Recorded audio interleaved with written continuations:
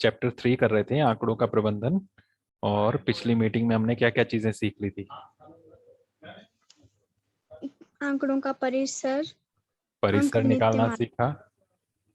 उसमें हमने देखा कि सबसे बड़ा अंक कौन सा, सबसे बड़ा नंबर, सबसे छोटा नंबर, उनको घटाया, उससे परिसर निकाला।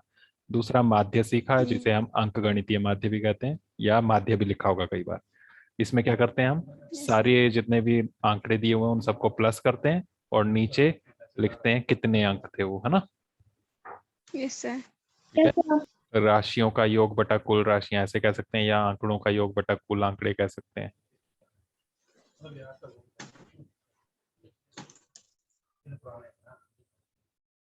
आंकड़े या राशियां एक ही बात है, जो नंबर्स दिए आपको, ठीक है। Yes sir. ये निकाला था हमने माध्य, और इस पर बेस थी एक्सरसाइज 3.1। किया आपने कि नहीं?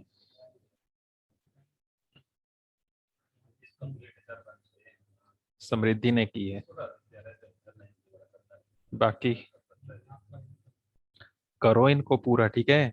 अब इसमें फर्स्ट क्वेश्चन रहने देना आपने, क्योंकि फर्स्ट क्वेश्चन में था आपकी अपनी क्लास के 10 बच्चों की ऊंचाइयों का परिसर निकालना था, तो ऊंचाइयां सबकी नापनी पड़नी थी, फिर उसके बाद उनका परिसर निकालना था। तो इसको अभी फिलहाल रहने दे सकते हो आप। पेपर में भी इस तरह के क्वेश्चन नहीं आएंगे जिसमें आपको आंकड़े खुद इकट्ठे करने पड़े। सेकंड क्वेश्चन में आंकड़े आपको दिए हुए हैं, नजर आ रहे हैं आंकड़े। एक मूल्यांकन में अंक जो हैं वो इस तरह से लिखे हुए हैं। इनको बोला है पहले सारणीबद्ध रूप से संगठित कीजिए, और उसके बाद क्वेश्चन है इसमें। तो सारणीबद्ध भी देख लेंगे, नेक्स्ट पेज पर देखते हैं। पहले इनमें क्वेश्चंस के आंसर्स बताओ जरा। सबसे बड़ा अंक कौन सा है? 9। सबसे बड़ा अंक आ रहा है 9, 9। सेकंड में बोला है सबसे छोटा अंक कौन सा है? 1। 1। 1। तीसरे में बोला है कि इसका परिसर क्या है? 8। परिसर के लिए आपने ये 9 - 1 करना और इज इक्वल टू 9 इस 1। तरह, इस तरह से करना। फोर्थ पार्ट में कहा है अंक गणितीय माध्य ज्ञात कीजिए। तो पूरा अंक गणितीय माध्य लिख लेना या सिर्फ माध्य लिख लेना, कैसे निकालोगे? सभी को आंकड़ों का योग किसके साथ बटा करोगे? का 4, योग कुल आंकड़े। और जल्दी जल्दी, 4 plus 6 plus 7 plus plus 5 plus 3 plus 5 plus 4 plus 5 plus 2 6 plus 2 2 plus 6 plus 2 plus 5 plus 1 plus 9 9 plus 6 plus 5 plus 8 plus 4 plus 6 plus 7 plus 7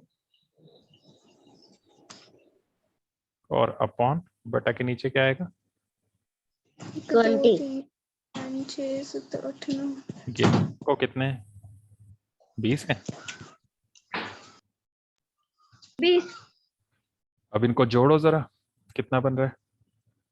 100। सच में? सभी देख लो जोड़ के।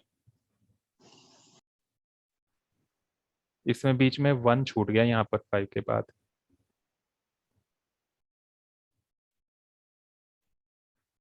जल्दी से जोड़ के देखो।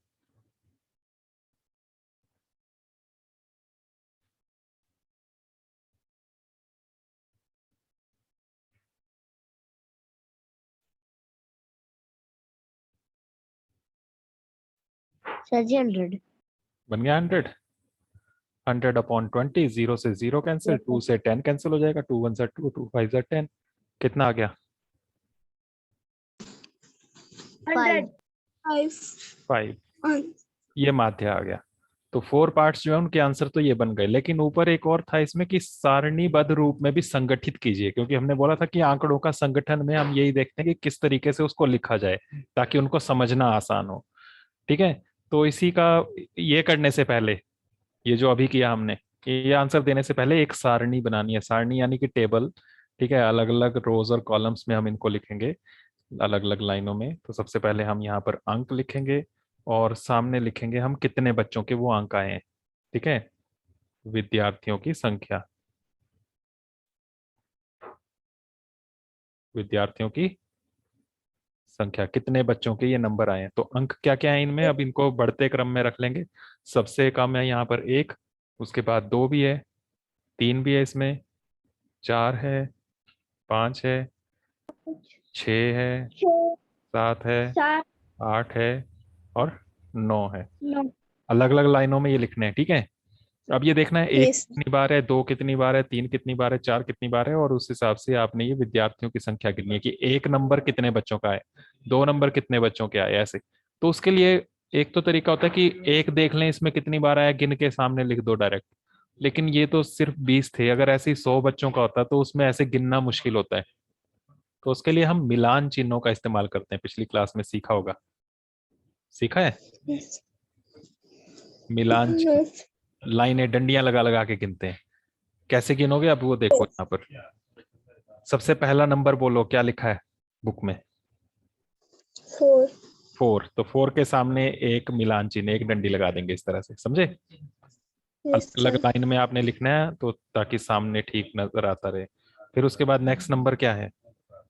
6 6 के सामने एक मिलान चिन्ह लगा देंगे। फिर बोलते जाओ जल्दी जल्दी। 7 7 के सामने आ गया। फिर 5 5 5 के सामने 3 के सामने आ गया।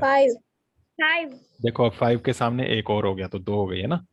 फिर 4 4, फिर 5 5, 2 फिर 2, फिर 4। 2 के बाद 4 थोड़ा ना था।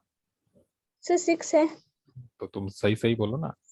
6, फिर 2 2, 5 5, 1 1, 9 9, 6 6, 5 5। अब देखो 5 में देखो 4 पहले ही लग गए ना।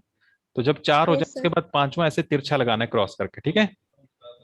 यस सर हाँ नेक्स्ट 8 8, नेक्स्ट 4 4, 4 6 नेक्स्ट 6 और नेक्स्ट 7 7। ये हो गए ना।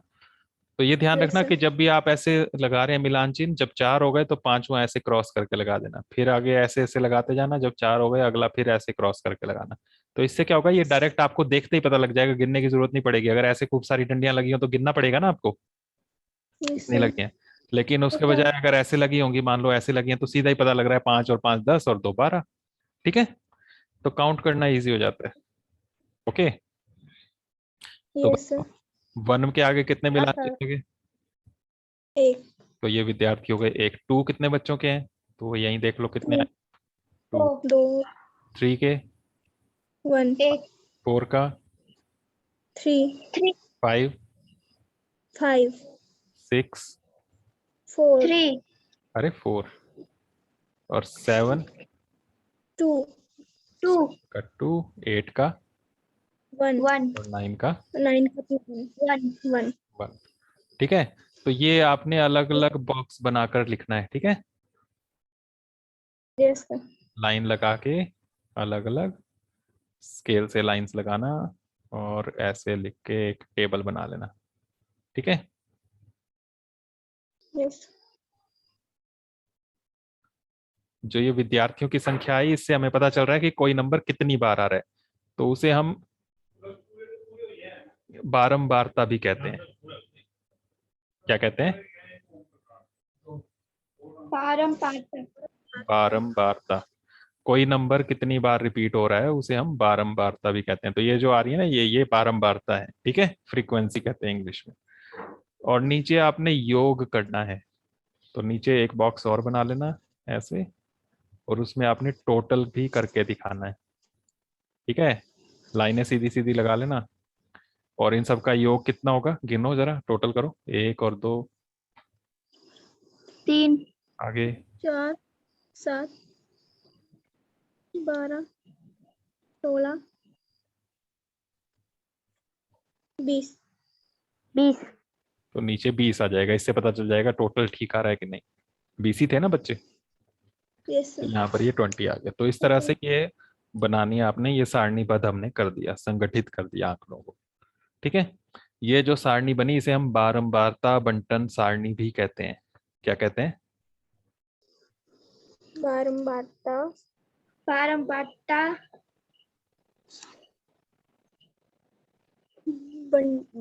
बंटन सारणी। बारंबारता बंटन सारणी। बारंबारता के रूप में बांट के एक टेबल बनाया ना हमने, सारणी बनाई, तो इसलिए इसे बारंबारता बंटन सारणी कहते हैं।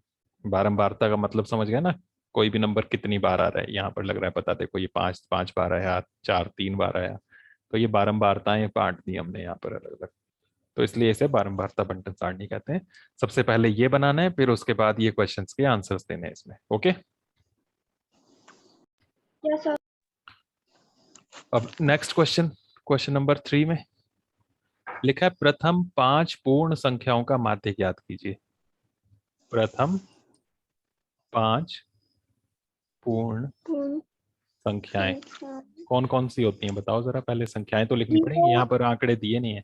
पूर्ण संख्याएं पता है ना, 0 से स्टार्ट होती हैं। 0 0 1 2 3 4 आगे आगे क्यों नहीं, आगे भी तो होते हैं ये।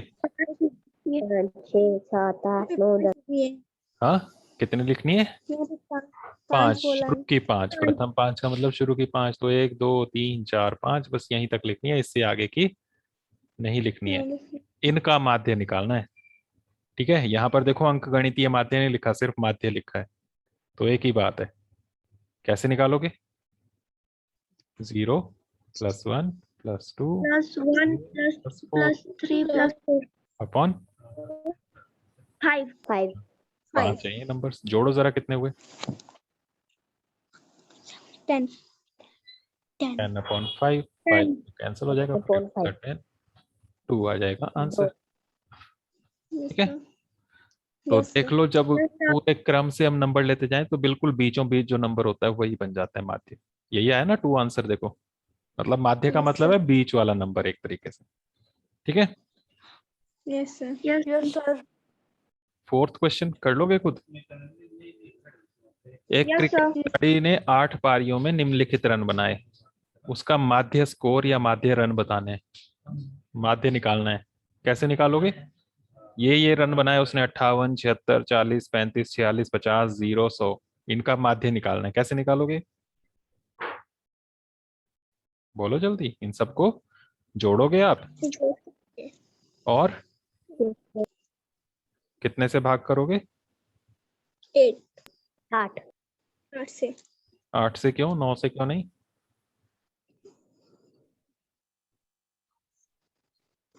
8 से क्यों भाग करोगे? क्योंकि ये 8 पारियों के हैं, 8 ही है ना, ये देखो ऊपर ही क्वेश्चन में लिखा था कि 8 पारियों में ये रन बनाए, तो प्लस करके लिख लेना कितना बना, बटा के नीचे 8 लिखना, यहाँ ऊपर लिख लेना कितना बना, फिर उसको भाग करके जो आएगा उतना रन आंसर आ जाएगा। रन भी लिखना, ये रन है, ठीक है।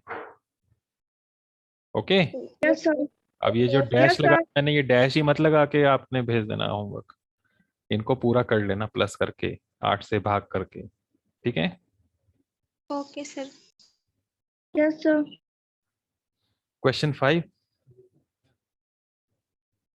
देखो जरा, क्वेश्चन 5 एक टेबल बना हुआ है इसमें, क्वेश्चन 5 में नजर आया? Yes sir. इसमें क्या लिखा है? निम्नलिखित सारणी प्रत्येक खिलाड़ी द्वारा 4 खेलों में अर्जित किए गए अंकों को दर्शाती है। तो खिलाड़ी हैं, कितने खिलाड़ी हैं इसमें? टेबल में देखो, खिलाड़ियों के नाम लिखे हुए हैं। 3 कौन कौन खिलाड़ी? ए बी सी, खिलाड़ी बी और खिलाड़ी खिलाड़ी सी, तो ए बी और सी, उन्होंने कितने कितने अंक लिए वो आगे दिए हुए हैं। फर्स्ट खेल में कितने अंक लिए ए ने? अलग अलग गेम खेले, पहले गेम में इसको 14 नंबर मिले, दूसरे सॉरी पहले गेम में इसको बी को कितने मिले? 0 और सी को कितने मिले? 8। सेकंड गेम में ए को 16 को 8 और सी को 11 और थर्ड गेम में बी को 11, बी को 6, सी ने नहीं खेला, इसको 6, इसने खेला ही नहीं, तो इसके 0 मत कर देना, यहाँ 0 तो नहीं लिखना ना, 0 तो तब होते हैं और खेलता और कुछ नहीं कर ये स्कोर कर पाता तब लिखते 0, इसने खेला ही नहीं तो वो डैश लगा देना है या नहीं खेला ऐसे लिख देना है। और चौथा गेम A ने 10, B ने 4, C ने 13। ये बस यहाँ तुम्हें देखने के लिए, ताकि देखना इजी रहे, बुक में ना देखना पड़े, इसलिए लिख दिया मैंने। ठीक है, इसको बनाने की जरूरत नहीं है कॉपी में। क्वेश्चन जो है यहाँ से स्टार्ट होता है, फर्स्ट पार्ट से। निम्नलिखित प्रश्नों के उत्तर दीजिए, लिखा है ऊपर। प्रत्येक खेल में ए द्वारा अर्जित औसत अंक ज्ञात करने के लिए माध्य ज्ञात कीजिए। ए के अंकों का माध्य, ए के माध्य अंक या ए के अंकों का माध्य, ऐसे लिख सकते हो। ठीक है, बताओ ए के अंक जो है यही है ना, कैसे निकालोगे इनका माध्य? जल्दी जल्दी बोलो। 14 plus 16 plus 10 और 4। कर लोगे आगे? Yes sir. तो ये हो जाएगा आपका ये पार्ट। कर लेना इसको पूरा, ऐसे मत छोड़ के भेज देना। प्रत्येक खेल में सी द्वारा अर्जित माध्य अंक ज्ञात करने के लिए आप कुल अंकों को 3 से भाग देंगे या 4 से? सी के अंकों का माध्य निकालना है, तो ये है, देखो इसके अंक। तो 3 से भाग दोगे इसको या 4 से? 3 से। मुझे एक आवाज 3 सुनाई दी, दूसरी आवाज 4 सुनाई दी। 3 से भाग दोगे या 4 से?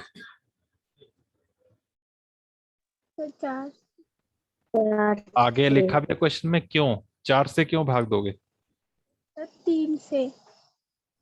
इसने कितने मैच खेले, कितने गेम खेले? 3 3 ही खेले, ये तो खेला ही नहीं है ना यहाँ पर। तो इसका जब एवरेज निकालोगे, माध्य निकालोगे, तो उसमें कितने से भाग दोगे? 3 से। 3 से। ठीक है, तो लिखेंगे हम कुल अंकों को 3 से भाग देंगे। हम कुल अंकों को 3 से भाग देंगे।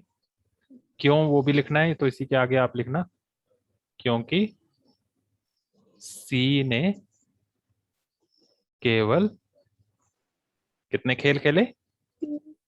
3 खेल खेले। Okay, yes sir. निकाल के भी दिखा देना, क्योंकि आगे जरूरत भी पड़ेगी उसकी। तो सी के निकाल के भी दिखा देना, सी के अंकों का माध्य, या जैसे ऊपर लिखा था माध्य अंक। क्या करोगे, क्या क्या जोड़ना है इसमें सी के लिए? 8 plus 11 plus 13 plus आगे तो कर लोगे ना इसको? Yes sir. ये हो गया सेकंड पार्ट। थर्ड पार्ट में बी ने सभी 4 खेलों में भाग लिया, आप उसके अंकों का माध्य किस प्रकार ज्ञात करेंगे? बी के अंकों का माध्य किस प्रकार ज्ञात करोगे, निकाल के दिखाना पड़ेगा। बताओ। 0 plus 8 plus 6 plus 4 plus 8 plus 6 plus 4 और नीचे 4। तो इस तरह से निकालोगे, आगे कर लेना इसको, है ना। Yes sir. फोर्थ, किसका प्रदर्शन सबसे अच्छा है, कैसे पता लगेगा?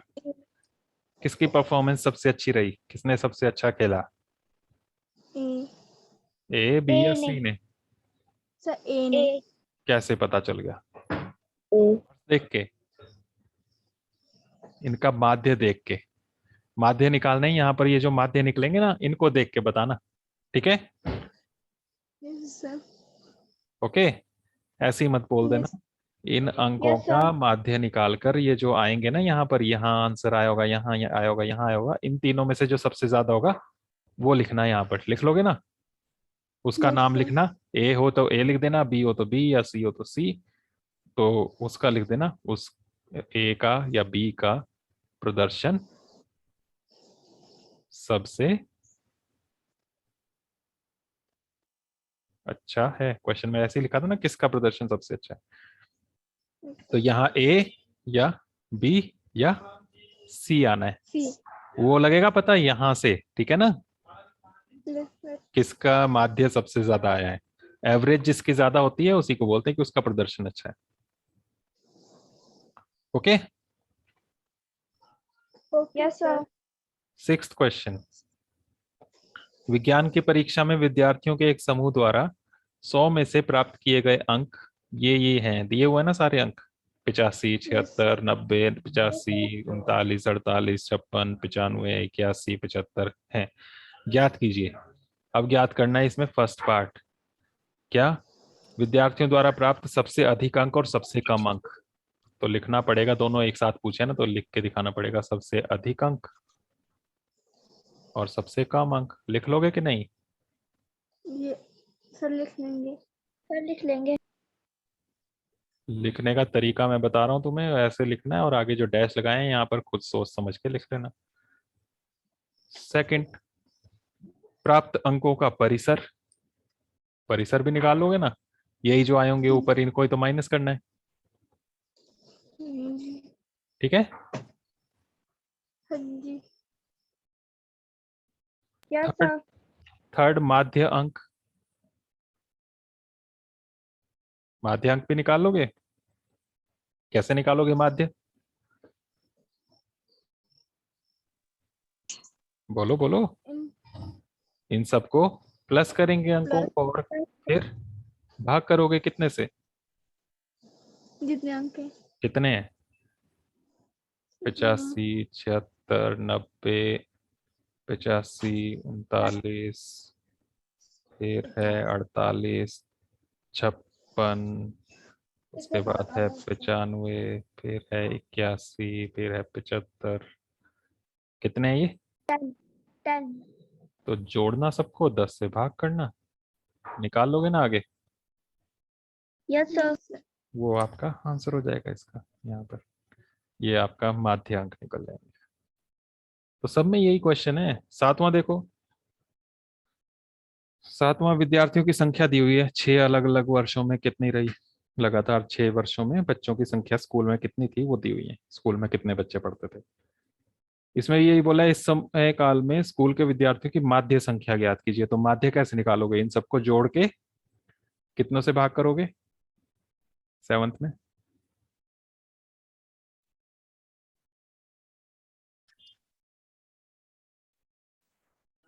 जल्दी बोलो। 6 से। 6 से भाग करोगे, 6 सालों का है तो 6 से भाग कर दोगे। कर लोगे ना इसको भी? Yes sir. आठवां, आठवां, एक सप्ताह के 7 दिनों में वर्षा दी हुई है। देखो सोमवार को कितनी वर्षा हुई वो टेबल में दिया हुआ है, कितनी वर्षा हुई सोमवार को? सोमवार 0.0। 0.0 mm है, ये मिलीमीटर लिखा हुआ है ना, वर्षा mm में। 0.0 मिलीमीटर है ये। बारिश को जब नापते हैं ना तो उसके लिए एक इंस्ट्रूमेंट यूज करते हैं, एक बर्तन जैसा होता है, उसमें पानी इकट्ठा करते हैं बाहर बारिश में रख के। तो उसमें कितना पानी भरा डिब्बे में, बर्तन में, उसकी हाइट नापते हैं फिर कितनी है, तो वो मिलीमीटर में नापते हैं। ठीक है। सोमवार को बारिश नहीं हुई होगी इसलिए 0 mm आया। मंगलवार को 12.2 मिलीमीटर, बुधवार को 2.1 मिलीमीटर। समझ गए? इस तरह से ये दिए हुए हैं। इनका परिसर ज्ञात कीजिए लिखा है, तो परिसर निकाल लोगे ना। फर्स्ट क्वेश्चन में परिसर, सबसे बड़ा नंबर क्या है इसमें? 20.5।